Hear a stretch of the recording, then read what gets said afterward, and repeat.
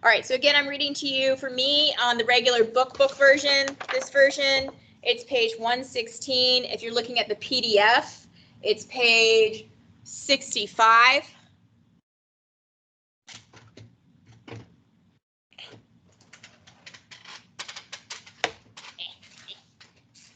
And this section starts with, I turned 10 that spring. All right, let me open up the chat so I can see if you guys have questions. Burke, can I read separately? Absolutely. If you are ahead or behind, you may certainly read separately. I'll keep the chat open, so if you have questions as you guys are working, I'm here for you. I turned 10 that spring, but birthdays were not a big deal around our house. Sometimes Mom stuck a few candles and some ice cream, and we'd all sing happy birthday. And Mom and Dad might get us a little present, a comic book or a pair of shoes or a package of underwear, but at least as often, they forgot our birthdays altogether. So I was surprised when, on the day I turned 10, Dad took me outside to the back patio and asked what I wanted most in the world. It's a special occasion, seeing how it puts you into the double digits, he said. You're growing up damn fast, Mountain Goat. You'll be on your own in no time, and there's anything I can do for you now before you're gone, I want to do it. I knew Dad wasn't talking about buying me some extravagant present like a pony or a dollhouse. He was asking what he could do, now that I was almost grown up, to make my last years as a kid everything I'd hoped they'd be. There was only one thing I truly wanted, something that I knew would change all of our lives, but I was afraid to ask for it. Just thinking about saying the words out loud made me nervous. Dad saw my hesitation. He knelt so that he was looking up at me. What is it? He said.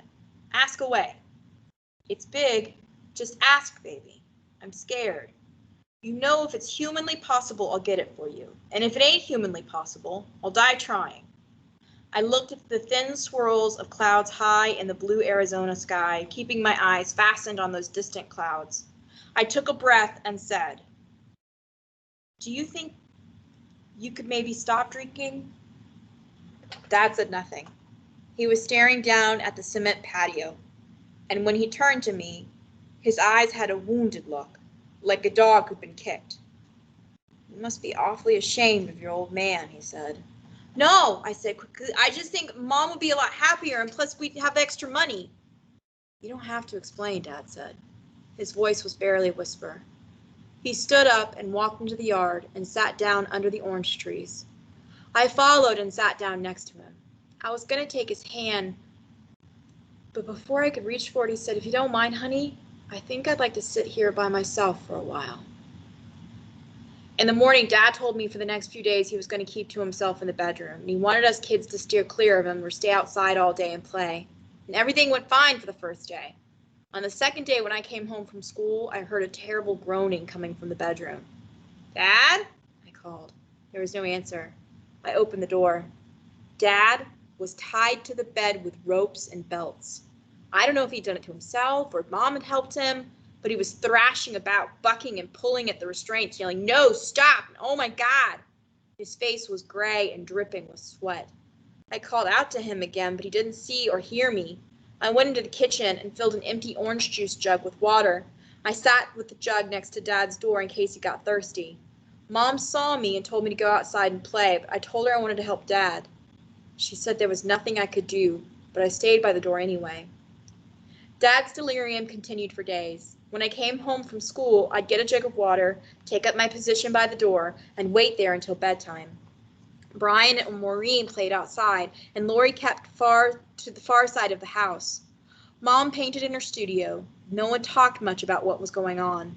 One night when we were eating dinner, Dad let out a particularly hideous cry.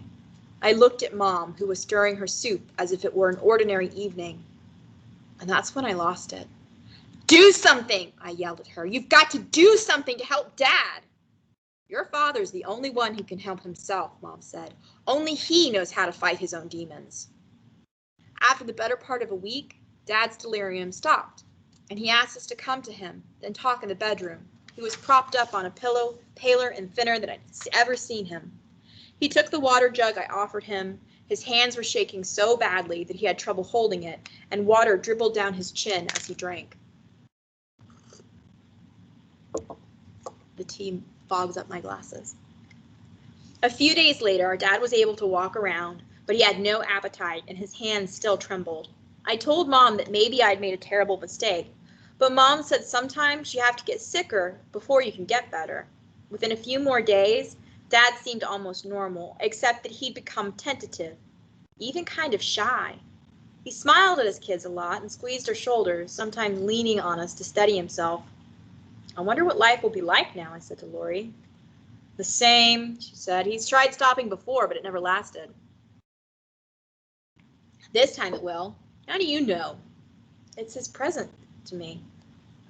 Dad spent the summer recuperating. For days on end, he'd sit under the orange trees reading. By early fall, he had recovered most of his strength. To celebrate his new life on the wagon and to put some distance between himself and his drinking haunts, we decided that the Walls clan should take a long camping trip to the Grand Canyon. We'd avoid the park rangers and find a cave somewhere along the river. We'd swim and fish and cook our catch over an open fire. Mom and Lori could paint, and Dad and Brian and I could climb the cliffs and study the canyon's geological strata. It would be like old times. We kids didn't need to be going to school, he said. He and Mom could instruct us better than none of those shit-for-brains teachers. You, Mountain Goat, can put together a rock collection the likes of which has never been seen, Dad told me. Everyone loved the idea. Brian and I were so excited we did a jig right there on the living room floor. We packed blankets, food, canteens, fishing lines, the lavender blanket Mom took everywhere, Lori's paper and pencils, Mom's easel and canvases and brushes and paints.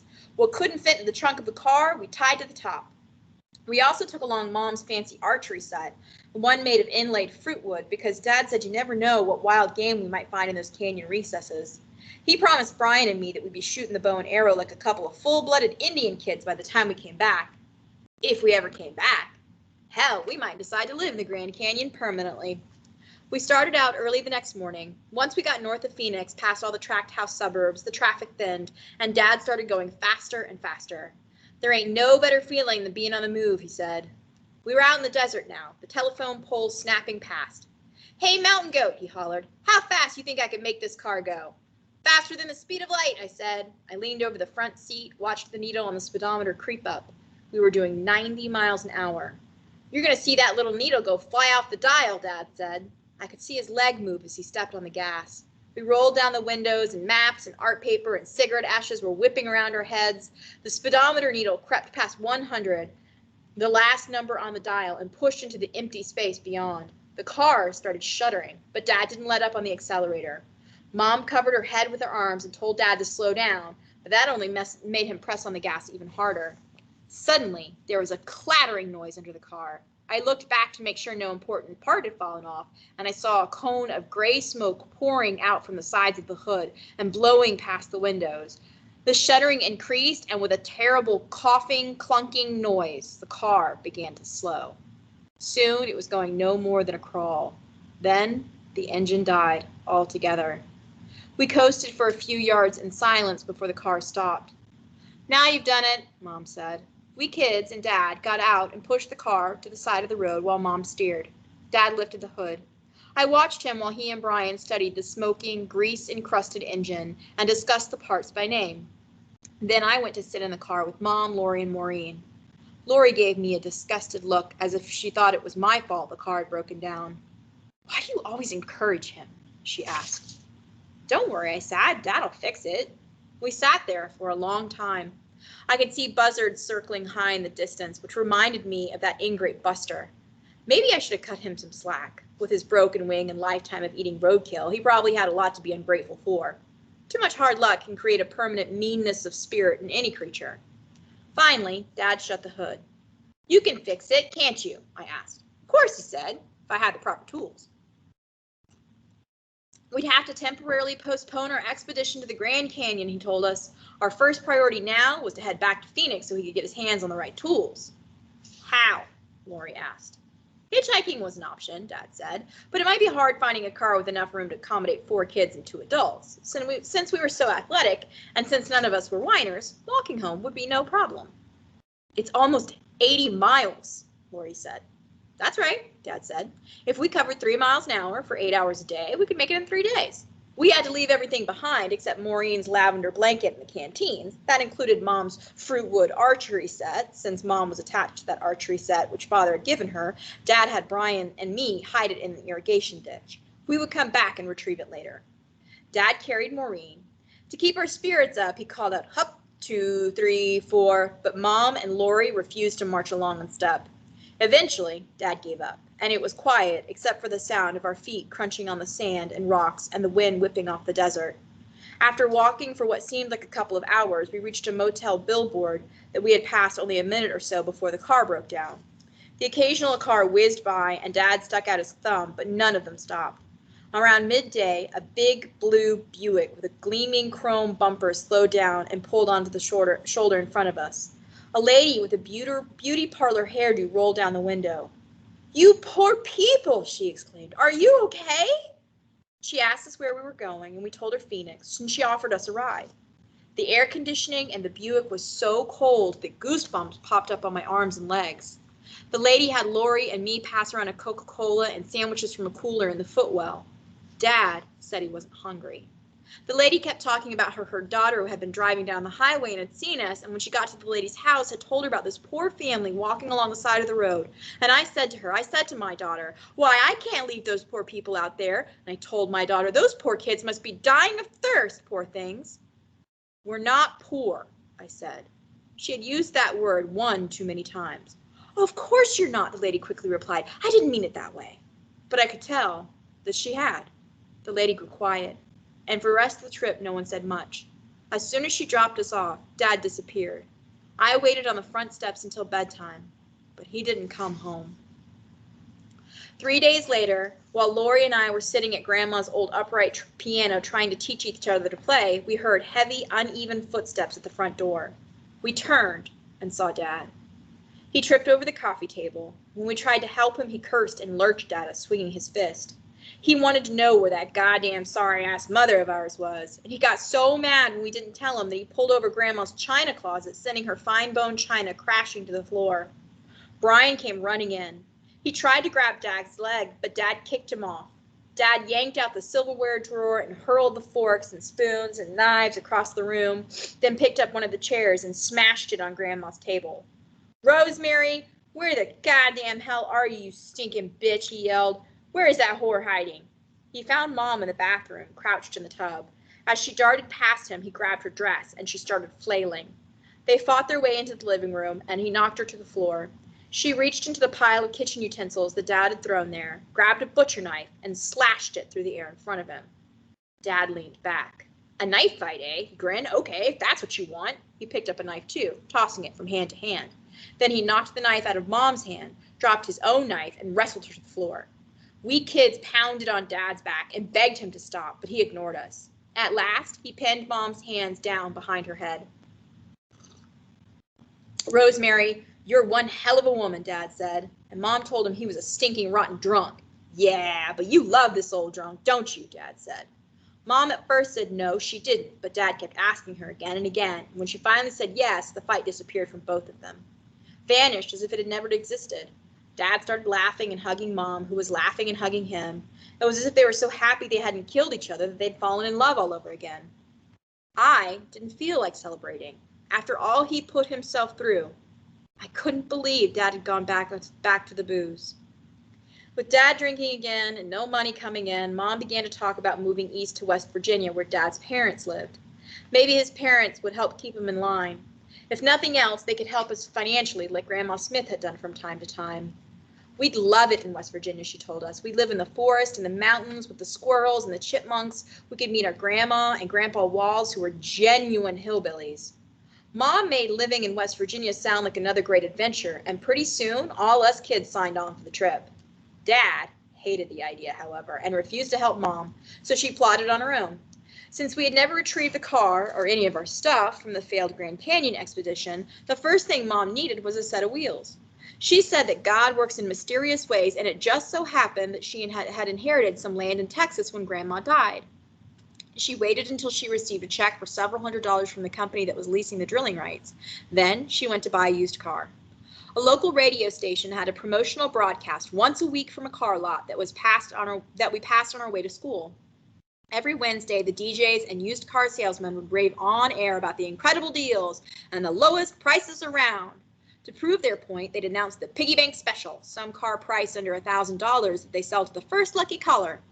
Mom set her sights on a piggy bank special. She wasn't taking any chances on being the first caller. She went down with her cash and sat in the dealership office while we kids waited on a park bench across the street listening to the broadcast on a transistor radio. The piggy bank special that Wednesday was a 1956 Oldsmobile, which Mom bought for $200. We listened as she took to the airwaves to tell the radio audience she knew a heck of a bargain when she saw one. Mom was not allowed to test drive the piggy bank special before buying it. The car lurched and stalled several times on the way home. It was impossible to tell whether it was Mom's driving or whether we had just bought a lemon. We kids were not all that thrilled about the idea of Mom driving us cross country. She didn't have a valid driver's license, for one thing, and she'd always been a terrible driver. If Dad got too drunk, she ended up behind the wheel, but cars never seemed to run right for Mom. Once we were driving through downtown Phoenix and she couldn't get the brakes to work, and she had Brian and me stick our heads out the window and scream, "No brakes! No brakes!" as we rolled through intersections. She looked for something relatively soft to crash into. We ended up plowing into a dumpster behind a supermarket and walking home.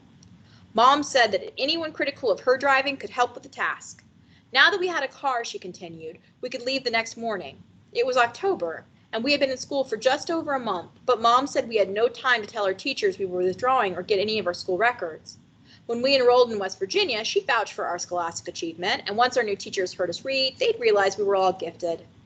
Dad was still refusing to come with us. When we left, he said he was going to head out into the desert on his own to become a prospector. I asked Mom if we were going to sell the house on North 3rd Street or rent it out.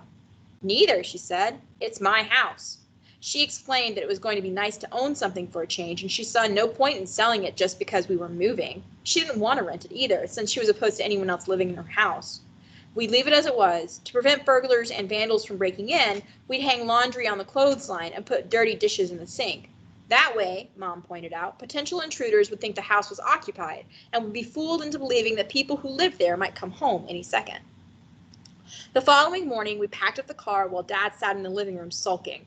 We tied Mom's art supplies to the roof and filled the trunk with pots and pans and blankets. Mom had bought each of us a warm coat from a thrift store so we'd have something to wear in West Virginia, where it got so cold in the winter that it snowed. Mom said we could take only one thing, like the time that we left Battle Mountain. I wanted to bring my bike, but Mom said it was too big, so I brought my geode. I ran into the backyard and said goodbye to the orange trees, and then I ran out in front to get the Oldsmobile. I had to crawl over Brian and sit in the middle because he and Lori had already staked out the window seats. Maureen was in the front seat with Mom, who had started the engine and was practicing her gear shifts.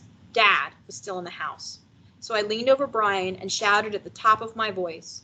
Dad appeared in the doorway, his arms folded across his chest. "Dad, please come. We need you," I hollered. Lori and Brian and Mom and Maureen all chimed in. "We need you," we shouted. "You're the head of the family. You're the dad. Come on." Dad stood there looking at us for a minute. Then he flicked his cigarette he was smoking into the yard, closed the front door, loped over to the car, and told Mom to move aside. He was driving. Okay, so I'm going to stop recording there, and that's actually right before the second section, which is called Welch. Welch is in West Virginia, where he is from, and that's going to be the second half of the book. So, like I said, now if you guys want to